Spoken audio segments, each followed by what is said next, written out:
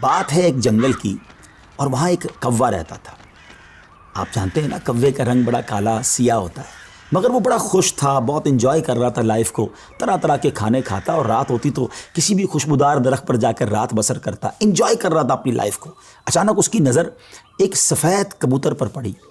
وہ سوچنے لگا کہ میں کالا اور یہ سفید، یہ کتنا خوبصورت ہے، کتنا اچھا لگ رہا ہے، مجھ سے زیادہ خوش تو یہ ہوگا۔ اب اسی خیال میں وہ پریشان رہنے لگا اور اسے رات کو نیند بھی نہ آئے۔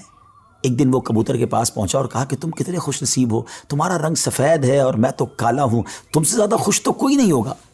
کبوتر نے کہا پہلے میں بھی یہی سمجھتا تھا، لیکن جب میں نے طوطے کو دیکھا تو میں حیران ہو گیا کہ طوطے کے تو دو رنگ ہیں، میرے پاس تو ایک ہی رنگ تھا۔ تو طوطا زیادہ خوش نصیب ہے، وہ زیادہ خوش ہے، وہ زیادہ لائف کو انجوائے کر رہا ہے۔ اب کوا کبوتر کو چھوڑ کر طوطے کے پاس پہنچ گیا۔ کہا طوطے تم تو زیادہ انجوائے کرتے ہوگے، کتنے خوش ہوگے کہ تمہارے پاس تو دو رنگ ہیں جسم پر، تمہاری باڈی بہت خوبصورت لگتی ہوگی۔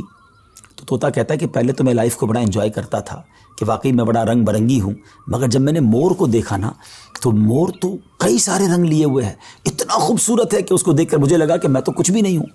اب کوا اڑتے اڑتے پہنچ گیا مور کے پاس۔ مور چڑیا گھر کے ایک پنجرے میں موجود تھا۔ پہلے تو وہ انتظار کرتا رہا کیونکہ بہت سارے لوگ مور کو دیکھنے آئے تھے۔ جب سارے لوگ دیکھ کر چلے گئے تو کوا مور کے پاس گیا کہ اے مور، ذرا یہ تو بتاؤ تم کتنے خوش ہو، کتنے رنگ ہیں تمہارے پاس، تم کتنے خوبصورت ہو۔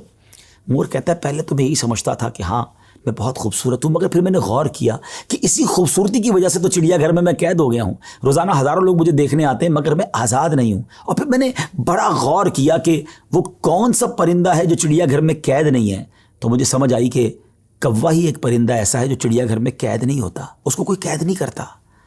ناظرین، کوے نے جب یہ سنا تو اسے احساس ہوا کہ میں بھی اپنی جگہ پر واقعی خوش نصیب ہوں۔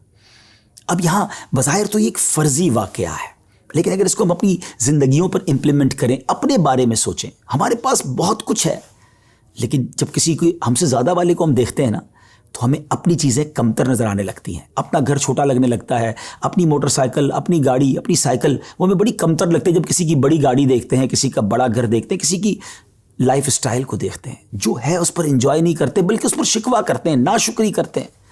اس طرح زندگی نہیں گزرے گی۔ اگر آپ ہمیشہ اپنے سے آگے والوں کو دیکھتے رہیں گے تو آپ پریشان ہی رہیں گے۔ اگر آپ نے موازنہ کرنا ہی ہے، کمپیریزن کرنا ہی ہے، تو اپنے سے کمتر لوگوں کو دیکھیں نا۔